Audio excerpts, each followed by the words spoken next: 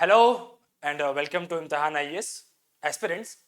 In today's session, we are going to discuss while preparing for civil services examination, आपको किन किन चीज़ों का ध्यान रखना चाहिए, that means do's and क्या नहीं करना चाहिए, that is don'ts. Everyone is telling you how to prepare for the civil services examination, but बहुत कम ही लोग ऐसे हैं जो आपको ये बता रहे होते हैं कि इस एग्जाम के तैयारी के दौरान क्या नहीं करना चाहिए. जब मैं ये वीडियो आप लोगों के लिए लेकर के आ रहा हूं, 2025 सिविल सर्विसेज एग्जाम का फाइनल रिजल्ट आ चुका है. हम लोग 2026 में आए. 2026 मार्च का महीना शुरू हो चुका है, राइट. अब आप ये इस बात को समझें कि those aspirants who are going to appear in 2026 prelims and those aspirants who are planning कि we will appear in the examination, हम एग्जाम में जाएंगे, all right, और एग्जाम में हम जाएंगे 2027 में. तो आखिर में ये जो स्टूडेंट्स हैं इनकी स्ट्रेटेजी क्या होनी चाहिए, इनकी प्लानिंग यहाँ पर क्या होनी चाहिए, इसके ऊपर में हम लोग डिस्कस करेंगे, अपनी इस चर्चा को यहाँ पर आगे बढ़ाएंगे. एस्पिरेंट्स आप यहाँ पर देखें, मैं हमेशा अपनी क्लासेस में कहता हूं कि सिविल सर्विसेज एग्जाम की जब प्रिपरेशन आपने शुरू करी, right, always remember this thing, why you started, आपने शुरू क्यों किया था, बहुत जरूरी है वो. और ऐसे में भारत के एक प्रसिद्ध कवि, महान कवियों में से एक हरिवंश राय बच्चन जी की एक कविता है, एक पंक्ति है.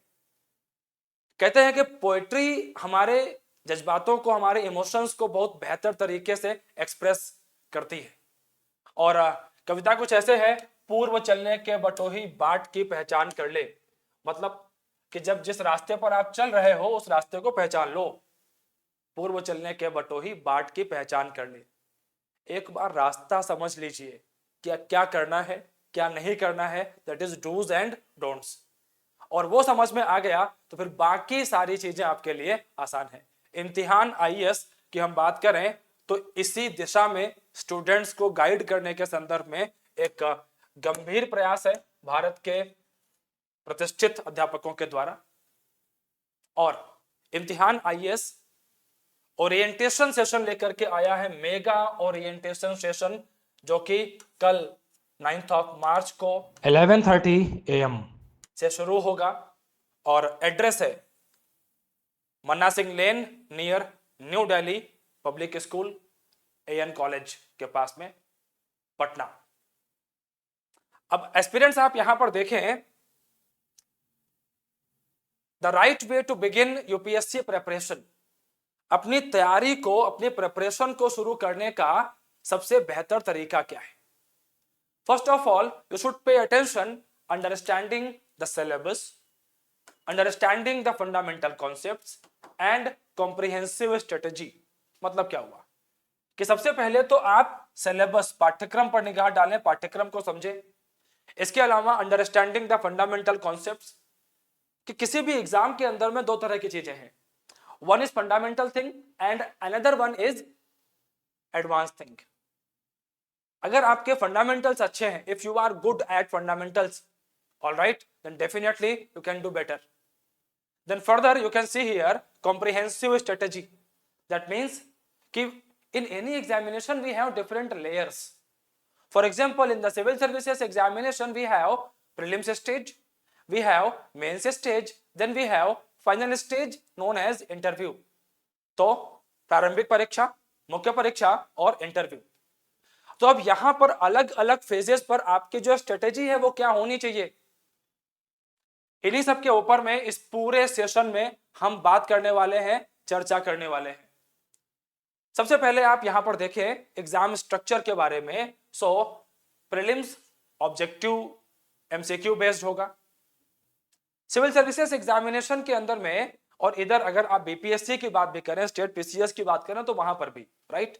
अगर आप ये फेजेस की बात करें तो these phases are common for the UPSC CSC, civil services examination, जिसे आम बोलचाल की भाषा में लोग आईएएस कह देते हैं, जबकि आईएएस अलग अलग सर्विसेज में से एक सर्विस है, बट फिर भी मैंने ओरिजिनल जो नाम है वो भी लिखा और साथ में जो पॉपुलर नाम है जनता के बीच चलता है, बच्चों के बीच जो चलता है वो भी लिख दिया। एंड इसके साथ में if you compare all these things with the BPSC, तो बीपीएससी में भी you will see over the year prelims stage, main stage and interview stage. Alright, markings are different, papers are different, but more or less जो structure है उसमें similarities है। And prelims stage screening phase आप कह लें, qualifying, या इस तरीके से आप ऐसे कह लें कि यहां पर जो कट ऑफ बनेगा उसकी बेसिस पर आप कहां पर जाओगे, मेंस की तरफ जाओगे, बट यहां के जो मार्क्स हैं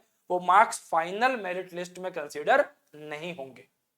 alright, and after this main examination, main examination चाहे वो सिविल सर्विसेज एग्जाम हो इधर बीपीएससी हो, main examination plays a major role in your success. Interview guidance program IGP, मैं कई वर्षों से इंटरव्यू गाइडेंस प्रोग्राम के साथ में जब एसोसिएट रहा और अभी भी इस साल भी, तो मैंने एक चीज यहां पर देखी, एक जो मेरा ऑब्जर्वेशन रहा, बहुत सारे ऐसे एस्पिरेंट्स मिले यूपीएससी के लिए भी और बीपीएससी के लिए भी कि जिनका second attempt, third attempt, even कई मामलों में तो फोर्थ अटेम्प्ट रहा कि सर 2 बार 3 बार हमने मेंस लिखा लेकिन इंटरव्यू के बाद से फिर फाइनल मेरिट लिस्ट में हमारा नाम नहीं आ पाया। इसके अलावा मैंने खास तौर पर इस बात को भी देखा कि वो कैंडिडेट्स इंटरव्यू में दे परफॉर्म्ड रियली वेल, अच्छा किया, मार्क्स भी ठीक लिए, बट मेंस के लेवल पर they did not do well, mains के लेवल पर अच्छा नहीं कर पाए, राइटिंग स्किल उतनी बेहतर नहीं डेवलप हो पाई और उस वजह से प्रीलिम्स निकाल लिया, यहां भी अच्छा कर रहे हैं लेकिन मेन एग्जाम के लेवल पर अच्छा नहीं कर पाए और ऐसे में पीछे रह गए। तो these are the problems, grey areas identify करने पड़ते हैं। आप फर्दर यहां पर देखें, so golden rule of UPSC preparation, what is the golden rule?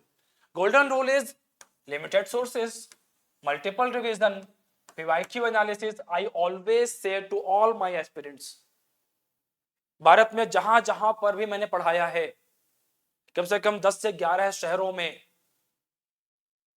Minimum 6 to 7 states के अंदर में, I always say to my aspirants, guys, PYQs are low hanging fruits.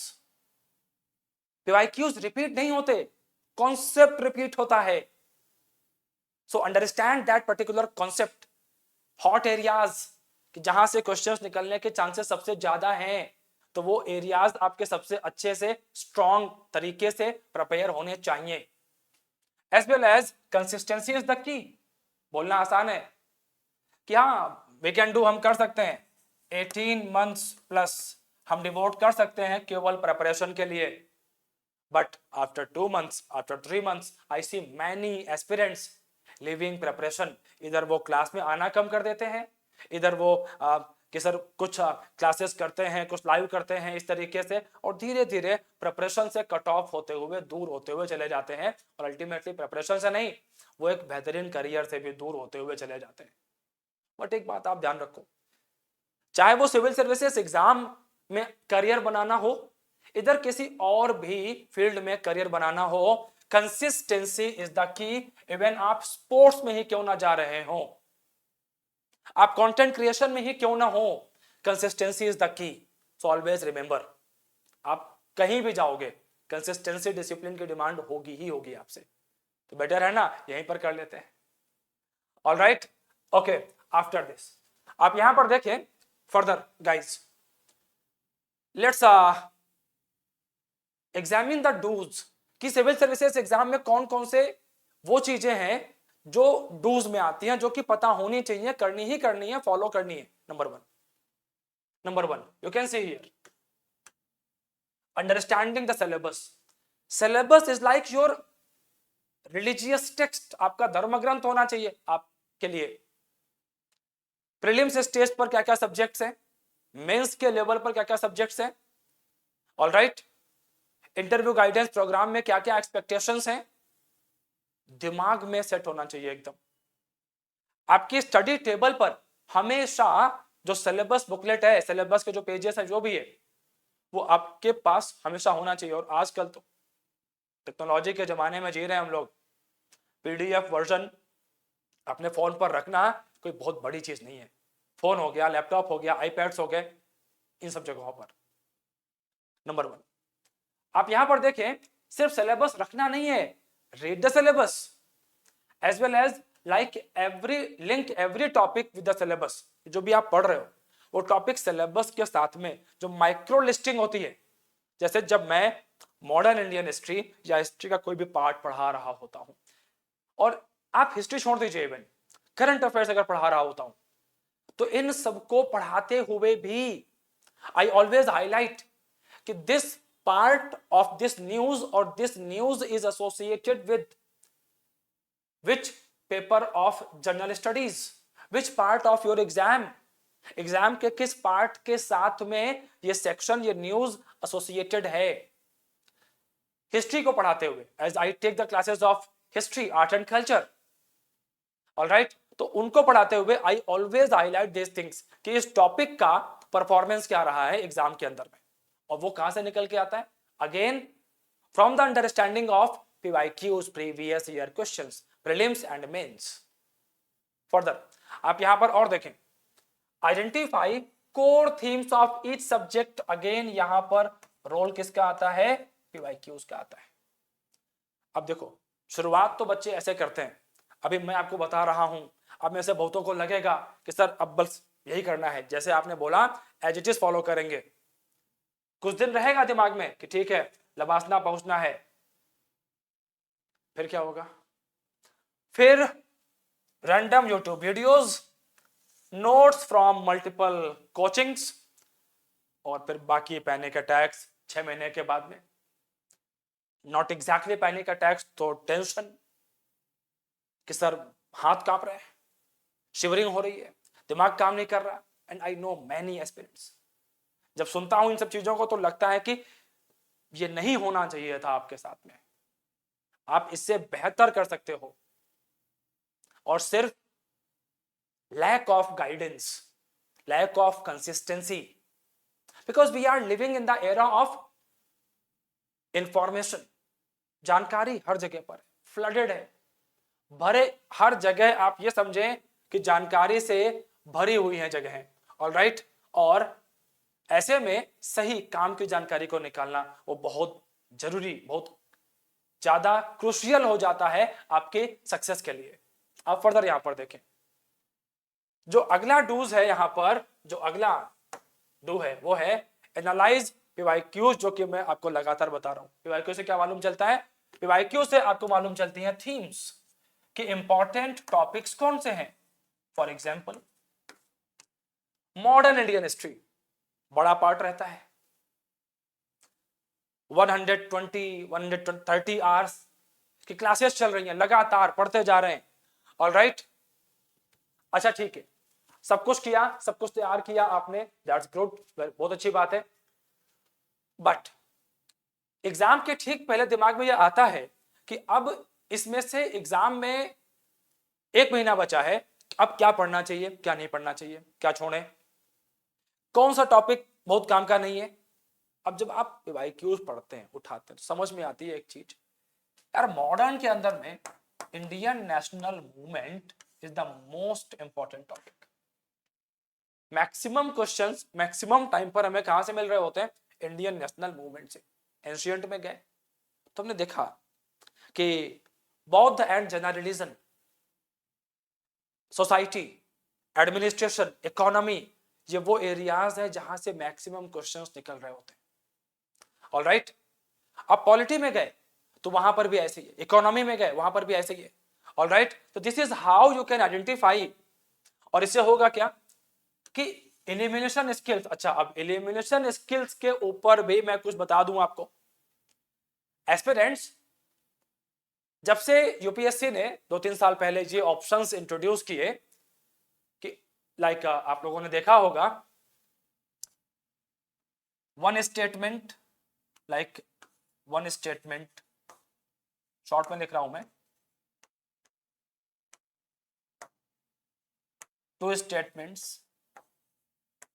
3 statements and none.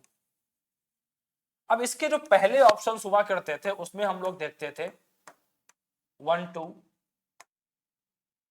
only 1 1 2 3 2 3 ऐसे आते थे, right. अभी यहां पर इस तरह के जब से ऑप्शंस इंट्रोड्यूस हुए तो लोगों ने बोलना शुरू कर दिया, सुना होगा आप लोगों ने, एलिमिनेशन गॉट एलिमिनेटेड। बट लोग ये भूल जाते हैं कि यहां पर भी तो यूपीएससी में ये जो ऑप्शंस, जो नए वाले ऑप्शंस हैं, इसमें भी तो लूप होल्स हैं, इसमें भी तो बच्चों के लिए हेल्प है ही। कैसे हेल्प है? सपोज आपके पास स्टेटमेंट नंबर 1 है, 2 है एंड 3 है, 3 स्टेटमेंट हो गए। राइट आंसर जो है वो है 2, ये बी राइट है। और राइट होना चाहिए था इसमें, राइट होना चाहिए था 1 एंड 2। अगर आप इन दोनों को टिक करते तो ये बिल्कुल ठीक था।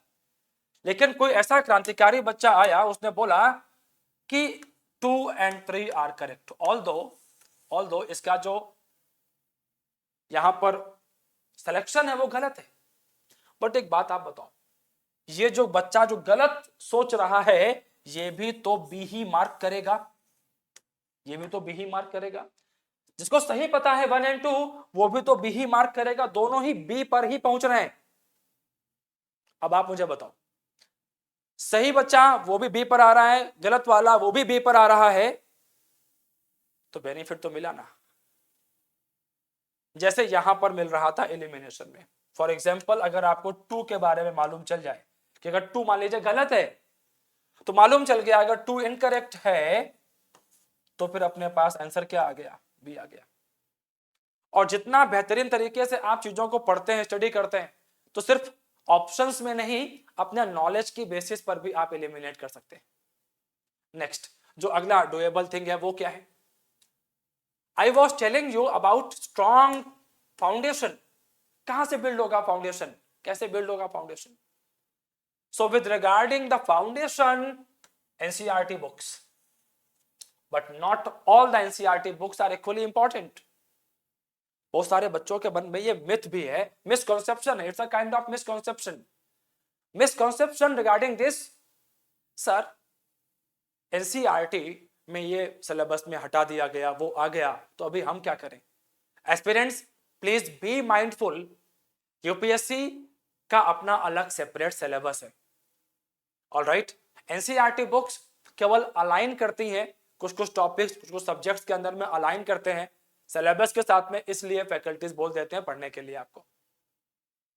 तो एनसीईआरटी में क्या हटा, क्या ऐड हुआ, क्या माइनस हुआ, क्या प्लस हुआ, regardless of all these things, आपको इस बात पर ध्यान रखना है कि सिलेबस यूपीएससी का क्या है, और वो टॉपिक्स जितना एनसीईआरटी में दे रखे हैं वो पढ़े जा सकते हैं, हमेशा काम के रहेंगे वो। Further you can C focus on conceptual clarity and build base before advanced sources। कि एक बार अगर आपकी फाउंडेशन अंडरस्टैंडिंग बेटर है सब्जेक्ट्स के अंदर में, like in polity, geography, economy, history, NCERT में जो भी दे रखा है उसको पढ़ करके, तो एडवांस स्टडी के लिए you are ready. And NCERT को पढ़ते हुए भी I always say to aspirants avoid crux. Market में ना क्रक्स अवेलेबल है, समरी अवेलेबल है, एनसीईआरटी समरी मत करिए। ऑलराइट, ओरिजिनल एनसीईआरटी बुक्स के पीडीएफ्स, अगर आपको हार्ड कॉपी खरीदने में प्रॉब्लम है तो पीडीएफ्स अवेलेबल हैं ओवर द इंटरनेट, आप डाउनलोड करो, पढ़ो उसको। पढ़ने का सबसे अच्छा तरीका है कि आपने पढ़ा और एनसीईआरटी को पढ़ते हुए आपको वहां पर जो कीवर्ड्स दिख रहे हैं उन पर आप खास तौर पर ध्यान दें। Information given inside the boxes, focus on these information. All right, things will be much better. Further, follow limited sources। कहना आसान है, लेकिन जब वो रंगीन किताबें निकलती हैं सामने से, ऑल राइट, तो लगता है अरे अरे अरे एक खरीद ही लेते हैं, एक से क्या ही होता है। और देखिए ज्ञान इकट्ठा कर रहे हैं हम, तो पढ़ रहे हैं, ज्ञान प्राप्त करना है, आपको ये समझना पड़ेगा कि why are you preparing to acquire the knowledge or to crack the exam. Always remember this thing, your aim is to clear the examination, crack the examination. Exam clear करना है। एग्जाम क्लियर करने के process में knowledge तो मिलेगा ही मिलेगा, knowledge is the integral part, alright, but knowledge वो होना चाहिए which is relevant with the examination, जो एग्जाम के साथ में रिलेवेंट है वो नॉलेज। अदरवाइज ज्ञान तो अनंत है, पढ़ते रहिए, एक एक टॉपिक पर आप लाइफ खत्म कर सकते हो, लाइफ बिता सकते हो अपना। Alright, further, avoid collecting multiple materials, depth matters more than quantity. और ये यूपीएससी एग्जामिनेशन प्रीलिम्स में, मेंस में बहुत बार प्रूव हुई हैं चीजें। Further, integrate current affairs things. Now, kindly focus here. Link newspaper with static subjects. For example, current affairs. All right. Developments regarding the post of the governor. Governor की post के regarding कुछ changes हुए, कुछ news I. All right, and now आपने अपनी classes में, and especially in your classes of Indian polity, all right, you study about governor, center state relations, all right, कि legislature में कैसे रिलेशंस हैं, एग्जीक्यूटिव में कैसे हैं, फाइनेंशियल रिलेशंस कैसे हैं, लगातार न्यूज में रहते हैं। अब वो न्यूज में आया तो स्टैटिक पोर्शन से भी आप उसको जोड़ें। आर्ट एंड कल्चर में कुछ डेवलपमेंट हुआ, कोई मॉन्यूमेंट न्यूज में आ गया, यूनेस्को के साइट लिस्ट में ऐड हो गया, इंडिया का मॉन्यूमेंट है, तो फिर आर्ट एंड कल्चर के लिए वो इंपॉर्टेंट हो गया। कोई इवेंट था बहुत पॉपुलर, उसका एनिवर्सरी मनाया कि उसके 100 ईयर्स हो गए, सेंटेनरी हो गया, 50 ईयर्स हो गए, 75 ईयर्स हो गए, न्यूज में रहा, government of India, ministry of culture ने प्रोग्राम किए, आपके लिए काम का है। This is how we read between the lines. Now, focus on analytical understanding rather than mugging up the things and maintain concise notes. भरोसा करिए अपने दिमाग के ऊपर में, rather than कि सब कुछ लिख लें। फर्दर, आप यहां पर देखें, न्यूज़पेपर्स में ही बच्चों में एक और डाउट आता है, सर दोनों पढ़ें या एक पढ़ें? I always advise दोनों में से कोई एक आप चूज कर लो। At present, Indian Express is also doing good, अच्छा कर रहे हैं, लैंग्वेज भी इजी रहती है rather than द हिंदू के, बाकी आपकी मर्जी है, दोनों अच्छे हैं। फर्दर, डाउन टू अर्थ योजना, कुरुक्षेत्र, इनका क्या करें सर? इनके लिए स्पेशली एट इम्तिहान IAS way will conduct webinar जहां पर फैकल्टीज लाइव आकर के आपको इन मैगजीन्स के अंदर में जो भी इंपॉर्टेंट टॉपिक्स हैं उनको पिक करके 2 से 2.5 घंटे की क्लास के अंदर में सारे टॉपिक्स आपको लाइव एक्सप्लेन करेंगे। जो हमारे ऑफलाइन स्टूडेंट्स हैं, जो हमारे ऑनलाइन स्टूडेंट्स हैं, सबके लिए एक साथ, और वो रिकॉर्डिंग अवेलेबल रहेगी, PDF आपको साथ में मिलेगी, हैंडआउट आपको साथ में मिल जाएगा सॉफ्ट कॉपी में। Problem solve. ऑलराइट, फर्दर आप आगे यहां पर देखें, प्रैक्टिस, जो कि मैंने पहले ही बोला, क्योंकि ये जो एग्जाम, यहां पर आप इस बात को समझें, you are here to crack the examination, you are here to at least attain the, or you can say attain minimum cut off marks। Cut off marks जो है आप उसको पार कर जाओ, हो गया सिलेक्शन। बाकी फिर rank improvement and all this things वो करते रहिए। हालांकि अभी जो न्यू रूल्स आए हैं यूपीएससी के, वहां वो भी इतना आसान नहीं रह गया, बट फिर भी आप अगर देखें प्रीलिम्स के लेवल पर, मेंस के लेवल पर कट ऑफ बिलो 50% है, 50% से भी नीचे। आप 10th में, 12th में 80%, 90%, 95% मार्क्स लेके आ रहे हो। Are getting this? यहां पर 50% तो आप ला सकते हो। हाँ, इजी नहीं है, मैं जरूर बोलूंगा इजी नहीं है, लेकिन इम्पॉसिबल भी नहीं है। नेक्स्ट, सो ऐसे में है क्या, prelims test series, mains test series, और उसके इन दोनों के पहले weekly test WT and daily MCQ practice. कैसे?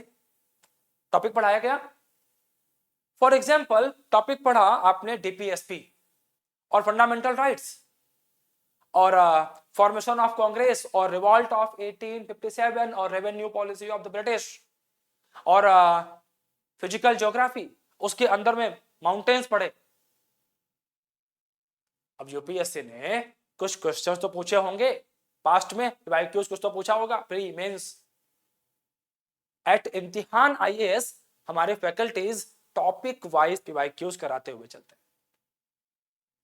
हैं, तो हमारे लेवल से वीकली टेस्ट अलग से, एंड एट द एंड फिर PTS and MTS, prelims test series and mains test series, UPSC BPSC दोनों के लिए सेम पैटर्न।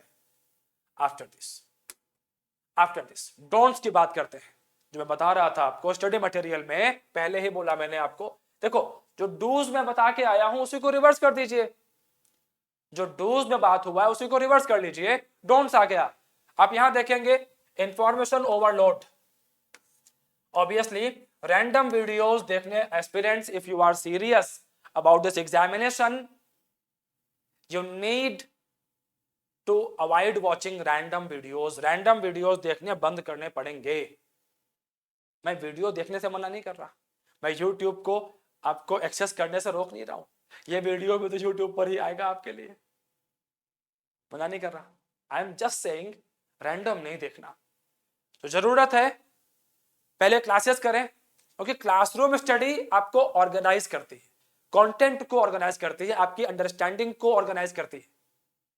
उसके बाद कोई टॉपिक है नहीं समझ आया, टीचर से पूछा, बात हुई, फिर भी नहीं समझ आया, लग रहा है कि कुछ हेल्प लेते हैं टेक्नोलॉजी का, तो उसे हम लोग कहते हैं पॉइंटेड फोकस्ड। टॉपिक देखा, बंद, that's it. Alright, further stick to selected standard sources. तो ये जो टेंडेंसी है ना, जो भी लाना दो लाना, इससे बाहर निकलना पड़ेगा। After this revision is the की, plan weekly and monthly revision cycles. अब देखिए, अब इसको बोल देना तो ठीक है, बट इसमें फैकल्टी का सपोर्ट आपको चाहिए होगा, मेंटर का सपोर्ट चाहिए होगा, तब प्लान कर पाओगे आप। लाइक आई ऑलवेज से कि if you are starting your preparation, you have just started, आपने बस अभी शुरू किया है अपने प्रिपरेशन को, तो एट द स्टार्ट जो सब्जेक्ट क्लासेस में चल रहे हैं उनको करते हुए चलिए, राइट, करंट अफेयर्स को देखते हुए चलिए। अब मान लीजिए आपके 2 सब्जेक्ट्स हो गए, ऑप्शनल अभी आपने शुरू नहीं किया है, तो always plan like this. Present class 2-2.5 घंटे की तो क्लास आपकी चली रही होगी, 2.5 घंटे मिनिमम। फिर आप जो सब्जेक्ट ऑन गोइंग है, जो ऑन गोइंग सब्जेक्ट है, 2.5 आवर्स का क्लास हो गया आपका, एटलीस्ट 1 आवर आप रिवीजन में दोगे, नोट बनाने में दोगे, right. So on an average कितना हो गया, 3.5 आवर्स हो गए एक सब्जेक्ट पर। बट जो इसके पहले पढ़ लिया था लास्ट मंथ, उसको भी तो डिजर्व करता है वो 1 आवर आपसे, 1 घंटा आपसे डिजर्व करता है। सो 1 घंटा इसलिए दे दिया। इसके अलावा जो उसके पहले जो पढ़ा था वो भी तो है, चलिए उसके लिए भी हमने यहां पर 1 आवर निकाला। सो 1 आवर यहां पर भी आ गया, कितना हो गया, अगर आप देखें तो आप पहुंच गए 5.5 पर पहुंच गए। अभी ऑप्शनल ऐड नहीं किया, current affairs bare minimum 1 hour, notes वगैरह बनाने का सब लेकर के, पढ़ना, नोट्स बनाना, सब कुछ लेकर के, सो हम पहुंच जाते हैं 6.5 आवर्स।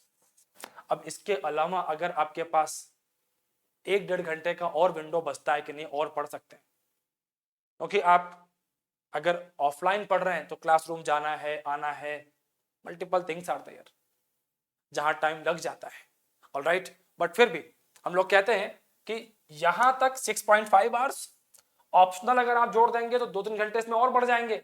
जब आपका ऑप्शनल चलता है 4-5 महीने विद जीएस, तब ये 6.5 आवर्स नहीं रह जाता। इन दैट सिनेरियो ये हो जाता है ऑन एन एवरेज 10 आवर्स, 10 घंटे तक पहुंच जाता है। Yes, it happens. तो अगर आपको लग रहा है कि सर 6.5 घंटे में हो जाएगा, तो भी ऑप्शनल उसमें ऐड नहीं किया था। And that's why I always say कि आप जितना समय से शुरुआत करते हैं एग्जाम की प्रिपरेशन की, बिकॉज सिविल सर्विसेज एग्जाम बहुत एफर्ट्स मांगता है, राइट। और ऐसे में जितना आप पहले शुरू करते हैं तो उतना प्रेशर आपके ऊपर कम होता है, परफॉर्म करने का प्रेशर कम होता है, सीखने का स्कोप ज्यादा होता है। और ऐसे में जब आप अच्छा सीखते हैं, प्रेशर कम होता है, तो परफॉर्मेंस थोड़ी बेहतर हो जाती है, अच्छी हो जाती है। Further you can see here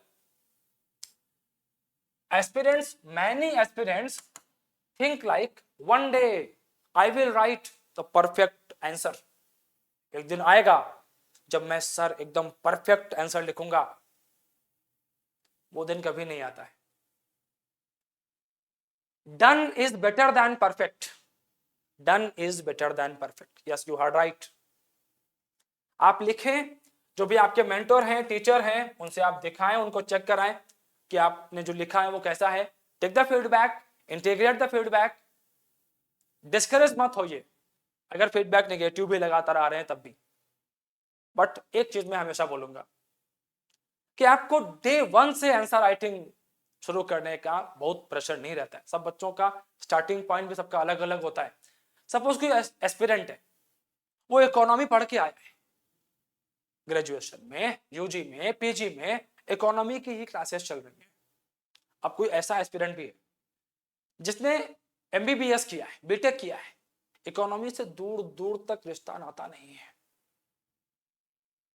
तो अब ये जो एस्पिरेंट है जो कि इकोनॉमी पढ़ के आया है, वो आंसर राइटिंग कर सकता है, लेकिन जो दूसरे बच्चे हैं जो उस बैकग्राउंड से नहीं है, तो उनके लिए तो एडवाइजेबल यही है, पहले आप क्लास में पढ़ो, क्लास नोट्स कंप्लीट करो, ऑलराइट, एनसीईआरटी रीड करो, स्टैंडर्ड बुक्स पढ़ो। First of all inculcate your understanding, develop your understanding, insight build करो। एक बार वो बिल्ड हुआ, then definitely you can perform well, फिर आप कर पाओगे, because answer writing is the final product. Further आप आगे यहां पर देखें, जो मैं बता रहा था कंपेयर विद अदर्स, तो सबका अपना एक यूनिक स्ट्रेटजी है। कंपैरिजन के जाल में बिल्कुल ना फंसे, alright, and these are common mistakes. No clear strategy, excessive resources, lack of revision, ignoring cues, और इन सब के बारे में पहले ही बता के मैं आपको आया हूं। एंड डोंट वरी कि ऐसे स्ट्रेटजी बेस्ड सेशन कि आप ठीक से प्लानिंग कर पाओ, मैं यहां पर भी और क्लासरूम में भी आप लोगों के साथ में डिस्कस करते रहूंगा, सो दैट कि सिर्फ प्रिपरेशन नहीं, प्रिपरेशन के साथ साथ right planning, because well begin half done. Further आप आगे देखें यहां पर स्मार्ट प्रिपरेशन स्ट्रेटजी क्या होगा। So under this smart preparation strategy you can see syllabus, standard books and current affairs integration, regular revision and continuous testing, and last thing from my side, consistency beats intensity, small daily progress leads to big success. And इसी direction में आपकी help करने के लिए team Imtihan is ready. You can join us tomorrow 9th March 11:30 AM पर near by AN college Patna. And एस्पिरेट्स, at last जहां से मैंने शुरुआत की थी, पूर्व चलने के बटोही बाट की पहचान कर ले, यह बुरा है या कि अच्छा, व्यर्थ दिन इस पर बिताना, अब असंभव छोड़ यह पथ, दूसरे पर पग बढ़ाना, तो इसे अच्छा समझ, यात्रा सरल इससे बनेगी, सोच मत केवल तुझे ही यह पड़ा मन में बिठाना, हर सफल पंथी यही विश्वास ले इस पर बढ़ा है, तू इसी पर आज अपने चित्त का अवधान कर ले, पूर्व चलने के बटोही बाट की पहचान कर ले। एस्पिरेंट्स, एक बार जर्नी शुरू करते हुए ठीक से प्लानिंग कर लें तो सफलता बहुत दूर नहीं होती है। जैसा कि मैंने पहले ही कहा, वेल बिगन हाफ डन, या डिफेंस की भाषा में कहते हैं, the more you sweat in practice the less you bleed in the war. तो एक सही तैयारी, सही मार्गदर्शन, सही गाइडेंस आपकी सफलता को, आपके सक्सेस को इंश्योर करते हैं। मैं आपसे मिलूंगा किसी और सेशन में। Thank you.